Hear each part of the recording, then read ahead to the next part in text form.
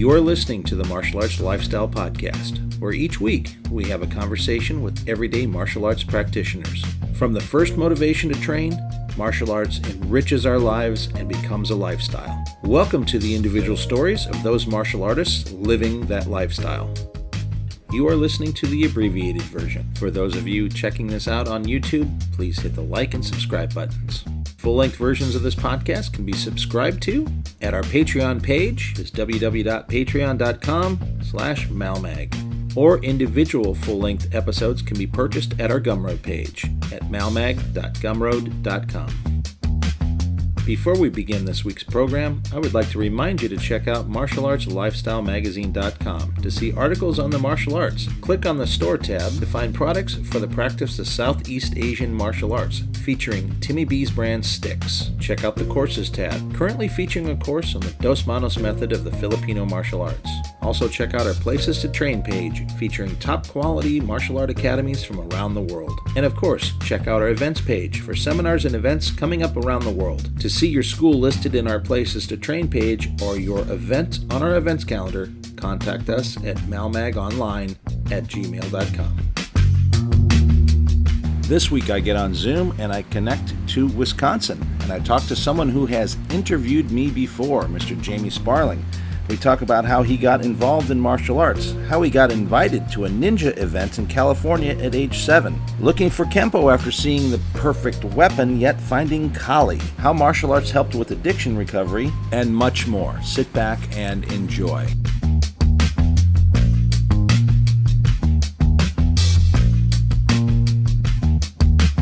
Welcome to the Martial Arts Lifestyle Podcast, and today I have just someone who's become a real wonderful friend over some time. I think we may have been aware of each other before, but I think you definitely met me when you came out here to train with the group from the Midwest, and I think we've probably been pretty good friends ever since then. I'll just say his name. This is Jamie Sparling, who was awesome enough to. I don't know. We've been chatting obviously for a long time. He beat me to it. He put me on his podcast, which we'll talk about before I got him on Guilty. mine. Exactly. And he was kind enough that we just kind of started talking the last couple of days and wanting to get him on the show. And he's like, well, I'm free on Fridays. I'm like, well, how about tomorrow? Here he is last minute, taking a quick date, with me. So that's awesome. I appreciate it, brother. Yeah, definitely, man. So we were just kind of talking about, some Midwestern folks, and we were bringing up, actually, Jamie and I first started talking about dogs because we're on Zoom, and the first thing that pops up before I see him is a picture of him and his dog. And, I just, if you guys kind of follow me, you see this character named Bo, the Frenchie dog that he thinks he's mine. People are always kind of blown away when they find out he's not actually my dog, but he is. I mean, he belongs to a client of mine who is a sports broadcaster. So he's kind of a busy guy with a bit of a busy schedule. I mean, it's off season of the sports he normally calls now, so he's back around. But when he's on the go, I get the call to watch the dog because the dog came around early in our training. Like when he got him, he kept bringing him to our training, and of course I'd sit and play with him all the time, and then boom, so it got to be, well, let's not kennel him, let's just see if Tim would watch him. And I'm like, well, hell yeah. So needless to say, here we are, Bo's 5 are going to be 5 here I think later this month, and so a better part of 5 years later, the dog kind of thinks, well, I got the greatest of all these worlds here. I got this owner and this owner and this owner, and so that's why he's such a spoiled little, just adorable turd. But dogs are great. So when I see like a picture of somebody, a really good one with their dog, I'm just like, or the cat for that matter. Animals are just really awesome. So anyway, off my animal soapbox. But we were talking about Sean McCarthy actually, right? So yeah, he had asked if I could have some Bo time here in the CELAC camp. So I made sure Bo came over. So I want to give a shout out to Sean, and also a call out. He's going to be on the show here sometime, but he's been dealing with, you guys had some inclement weather there in the Midwest not too long ago. Yeah, some hail or something that he was dealing with. Yeah, brother. The fallout from. And then the Yeah. other shout I want to give, last night at the academy. So this, you and I are talking on a Friday. So this was a Thursday night in class. I was training and I saw two guys in red shirts kind of come up on the outside. I'm thinking, oh, I hope these guys aren't Star Trek guys. You know, they're doomed. And you know, so they come in and I'm kind of halfway across the floor. So I noticed they come in, they're sitting down, and Guru goes over and talks to him, and I'd seen outside Joel had talked to him. So I'm like, okay, you know, these are people that people are familiar with. And so class starts going from C-Lot into FMA. And so I'm walking over to get my sticks, and Dory goes, hey, this guy from Kansas says he knows you. And I look at him, he goes, I'm one of your Quad City brethren. And I look at him, I'm like, oh my God, Ty Campos. I had not met Ty before. I know him, and I know he had given an interview, I think, with Mick Tully many years ago, and said he had studied in the Quad Cities, which is where I'm from. And so immediately I'm like, I've got to make friends with this guy. And so he and I have talked on social media an awful lot. And so it was really cool to see him and meet him in person for the first time last night. So that was awesome. So these are all people, you know, in the circles that you run around with. Yes, sir. Yeah, you unlucky guy with all these cool people you get to hang around with. Yeah, you know, it is just a horribly, you know, boring. It's boring being around folks like you. I know. You know, you got to watch your guard, don't you? You got to watch your guard. Well, actually, that's the thing. Okay, folks, if you're not from the Midwest, you have to understand we do have a biting humor. You do have to be careful because we're gonna bust your chops. In the most loving way, So no one ever takes it seriously, but it is like, you know, if you slip up with something, yeah, totally. And the most loving way could come out in many different ways. Okay. Exactly. All right, for sure. But it's definitely a brotherhood. Ty Campos is so funny. As you get to know him, he is one of the funniest people and one hell of a martial artist. Yeah, absolutely. Get him on the show. Oh yeah. Well, I mean, and that's what I said. I just drew a type already, you know, when I know he's already involved with the MKG people. So that's one, that's a big plus. Two, when they said he was from the QC, I'm like, oh my God, now I know a personality, because I know what people are like from where I grew up and in the same area, because he is in my age range as well. So it's like, I have a good idea of what this guy is like before I even meet him. So that's, you know. You two guys are going to get along. Definite sense of humor. I'm 100% sure. Yeah, it'll be fun, because where he trained in the Quad Cities is a school run by a Sifu named John Morrow, and he's a well-respected guy in there. And I knew him. I didn't train with him. I trained with another guy. And even in the 80s, when martial arts are, you know, it's a big rivalry and you can't train anywhere else, you can't be nice to anybody and blah, blah, blah, blah, blah. My instructor wasn't like that. He was actually very friendly with a lot of the local guys who were willing to be that in return, you know. And there was no, you know, which I understand with him. He was very physically talented. You're not going to intimidate the guy that was my teacher.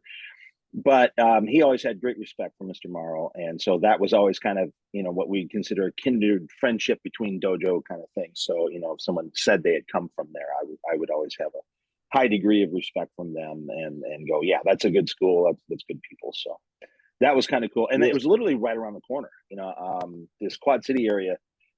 It's on the, I don't know if you're familiar with it, but it's on the Mississippi River. So you've got like, on the Iowa side, you got Davenport and Bettendorf. And then on the Illinois side, you have Moline, Rock Island, East Moline, Silvis. And so Moline is where these schools that I'm talking about at the time anyway were located. Mr. Morrow's school actually still there, I believe, in the same spot. But they're in the downtown area, which is, you know, close to the river. And so the spot I was in was called Quad City Martial Arts Center, and it was in an old YWCA. So we had this great gym floor, you know, high ceilings and stuff. It was really awesome. Yes, sir. And Mr. Morrow's was probably like 3 blocks just around the corner. I know I could literally walk to it from there. So, I mean, it's just cool. It was a cool time. Anyway, enough about my rambling. You know, we talked about that plenty on your show. Let's talk about you this time. This time. Yeah, exactly. You know, so I need to get into because I know I want to listen to it in one shot. That's the thing. Your Mm-hmm. interview with my dear bestest of friends, Christopher Harley, was your last episode. So I know Yeah. you are now filled with wisdom and philosophy and ready to talk. That I know. Oh, well, we try to absorb what is useful, but I can only absorb what I can get at the moment, right? So I don't know how It's much hey, more I know wisdom I exactly. got out of that. See, now I know you've been talking to Chris Harley. We're all on the same page with all this stuff. So, well, let's go back to your origin, man. How did you get Yes, sir. involved in martial arts training? Um, well, first of all, thank you for having me on. This is super Yeah, cool. I really enjoy listening to the stories of especially the Inosanto instructors, right? yeah, Because they're all over, and we see each other, and there might be a passing, right. sometimes, but to get their backstory is really, really cool, Yeah, right? And that was the whole like, idea. This is yeah, I want to say this has always been a very selfish project of mine, but it's just one that I can share. That's great. Yeah, you're I've so been wanting to. selfish, Tim. Yeah, I know. Oh, Well, come I've on. been wanting to get to know all these people I see, and you see them and you spend, Hmm. 16, 20 hours with them over a few days, but everyone's training and it's a Yes, good sir. vibe and it's good energy. And you're like, man, this person is so interesting. I'd love to learn more about them, but it's hard to do that. It's hard Hmm. to have that in-depth conversation there. So I picked a place that I can, and then I've just decided to share it. Very selfish of you. Very Yeah. selfish of you, Tim. Right. Uh, um, like so many people that are our age, just, last year in December, I turned 50. The ninja craze of the 80s, Yes. Hell yeah. right? That's what brought me to the martial arts and being an overall, if you look behind me, Star Wars, Yes. Marvel. I yeah. see Drew Dan and Inosanto magazine cover as well. And then I Yes. see what looks like a wedding picture up top. Is that That what that is? Yep, Yeah. yep, up there. That is my wife and I, and her name is Tina, and she She's yeah, obviously the greatest person in the world. I say she puts up anybody. with a lot, Yeah, that's why I brother. say anybody who stays married to all the people I know, they are the strongest women in the planet. Yeah. Thank you for Because saying that. yeah, that's true. I mean, it's like the people that I enjoy spending time with. I can tell you one thing: they are so full of shit. We are all so full of shit that if there's a woman willing to put up with our shit for any length of period of time, they are automatically, if there's a heaven, they just got the free pass. They got the fucking express lane. They cut the Dave, line. You're in. You know? brother, you just actually hit the nail on the head of something I said to my wife last night. 100%. Being she's super supportive. She does the martial arts with us. She now is helping to teach, That's awesome. and yeah, brother. Uh, about 2 years ago, I lost my job with adult day services, where I got to work with adults with developmental disabilities, and I did Oh that my for god, probably, that's a yes, sir, for like I for like oh my god, that's such an amazing kind of work. I do like I actually sort of volunteer to help this neighbor of mine who's 80 some odd years old. So I good can for you. see. Yeah, and it's just touches of what someone who's actually doing it as a profession would be doing. And I would almost have to say that had to be heartbreaking to lose the job, because I mean you are so connected to people doing something like that, and Hmm. whether they're people are going to be people, so there's going to be grumpy days and bad days and people that are in a bad place, but in the end you walk away knowing you were doing something good. Yeah, brother. Thank you. It was great.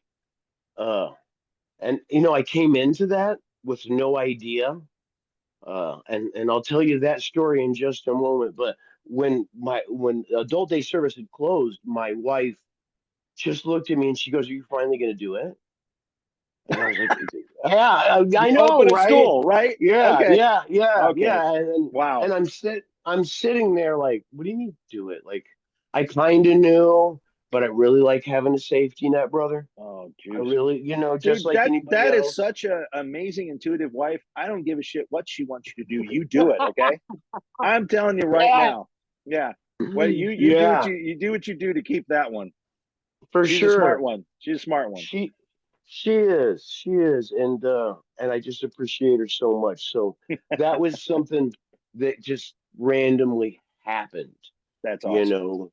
I Uh, mean, it's great. It's and from ashes, rises the phoenix or whatever. Yeah. exactly. In the rise, in the fall, all in the same day, some Yeah. days, Yeah, but exactly. it's Yeah. great. It's great. And how I came into working with adults with developmental disabilities is when I was living in my first school. I had no intentions of ever doing anything like that. I had no Uh-huh. idea that was something that could kind of be a thing. Right. And I was sleeping in my office, all right, and trying to make everything kind of ends meet, blah blah Right. blah. Right. Right. And I had a friend across the street who essentially found me a job working with a gentleman to be there in the middle of the night in case he needed me. Oh, right. Okay. Uh-huh. And that was, they would pay me minimum wage and give me a bed and a shower and cable TV. And he Wow. rarely woke up. And I was like, at that time, not really, I don't know, self promotion never was my thing at the very beginning. So I was kind of like Yeah. living Oh in the God, that's tough. I right, understand it. Yeah. like living in a van down by the river. Yeah. Necessarily living in the office. Right. So Right. I started sleeping there, and this gentleman, he was legendary in the organization for behaviors. Okay. And yeah, and so people necessarily didn't feel comfortable working there all the time. And it became that I just started waking up and just made him breakfast, gave him his meds, and took care of him. Uh-huh. And next thing I know, that's what I was doing part of the time. So Right. it was all through martial art in some, in something like that. And growing up in a little dysfunction, right, Right. also can be like a superpower and something when there is a little bit, nobody's really sure what you're going to walk into that day or what you're going to wake up to. You know Right. what I mean? So it kind of fell into it for me. And I learned so much about how to just teach people and communicate with different kinds of people and stuff Yeah. over like Right. that 12 years that I did that. So I'm really thankful for that. We were Wow. able to, yeah, at adult day service, we were able to implement our collie for coordination. Oh, So I took that's awesome. padded double sticks and Yeah. they're just do the X and Yeah. high low high and walk forward and backward and just where they loved it. That's Absolutely loved it. so good. And I mean, Yeah. that's something I sent you Neat. my DDT website, right? And so you see Yes, like in sir. programs, that is something I'm looking to do, things like that, because it's that kind of just I think it's so good for people. And I think, there's a lot of there's science that maybe doesn't have the exact fact, but the indications are that it's beneficial. And some of it I think there is actual, science to back it. So, Absolutely. And regardless of what the numbers come out next Tuesday, the next right. Thursday will be another numbers. Guys like you and I know, and we see the smiles, and we're Right. like, yep, all right, That's it. that's cool. Yeah, mission Right? accomplished. I'm, Yeah. I'm in. I'm in. Right. Cool. Well, let's backtrack a little bit because we sort of got interrupted as we were talking about the wall behind you, but it lended to an amazing story and gave me a couple of Thank you, more brother. questions that I'll ask Yes, you sir. eventually. But the ninja craze, the 80s. So Yes, boom, here sir. you are, ninja craze 80s, and you want to get involved in martial arts. Absolutely. And I did a lot of moving around when I was a kid between, my parents moved my mom with my dad, some behavioral issues, this, that, and Yeah. the other, so uh, but I always secretly wanted to be a ninja, no matter what. Right. So And, have you accomplished that? Are you secretly a ninja? Or are you openly a ninja? I'm uh, openly a ninja myself yeah, well, I'm kind of secretly, openly, or openly, now. secretly, depending on, right? Uh, Yeah. and do you remember back in those days, sometimes we would write letters like my cousin would write letters to like movie stars, right? Oh And it was yeah, of probably like course. the beginning of social media where Yeah, yeah. maybe the It's just a little secretary might slower. say, Yeah, it's just a yeah, little slower, but that's yeah, it's kind of what it is. and the secretary might send you a picture that they signed, right? But it Yes, took like yeah, 6 weeks, right, of right? course. Uh, Yeah, yeah. so I did that with a guy on the cover of Ninja magazine, Oh wow. and so like Which guy was that? Which one? Harunuka Hashino. Oh wow. He Okay. was on the cover of the Spider Ninja book. All Gotcha. right. So one, Oh, he's going to get it for me. It's crazy how much of that stuff. Oh, yes, I had those magazines. Not that issue, but that one. Yeah, that yeah, Ninja magazine. Oh, okay. wow. So everyone in my family, and they were mostly girls, were like writing to these other Hollywood people, and I was like, that's dumb. I want to be a ninja. So Yeah. I decided that, right, I was gonna write this ninja, and about 6 weeks later, I received like these 12 black and white, like, I don't know, 3x6s or something Oh, like that. I don't know damn. how heavy. Score, man. Yeah, Score. right. And he invited me, and I'm like 7 years old, dude, to my Wow. first to my first seminar in California. Wow. Okay. So anyway, I didn't go, right? You can imagine all of a sudden, especially like You're like I'm going, packing your shit, getting yeah, ready to go, and your oh, parents are like, "Are you nuts?" You're like, yeah, "No, I've been invited. yeah. Here's my letter." Yeah, you have no idea. I'm going to the Kumite and I'm 7 years old and this is and everyone was like, okay, that's never going to happen. So, uh, play on for, different periods of time. It's just something that I always wanted to do in high school. Then I met Yeah. some friends and they had all done some martial arts, a little bit here and there. And to me, learning anything was I would just kind of go with it. And so we started in the way that, 17-year-old boys do, which is by buying some pads and beating the absolute hell out of each other as often as possible in the Of backyard. course. And that's not Right? changed with us, right? No, no, no. And I, once again was like, all right, it's a thing.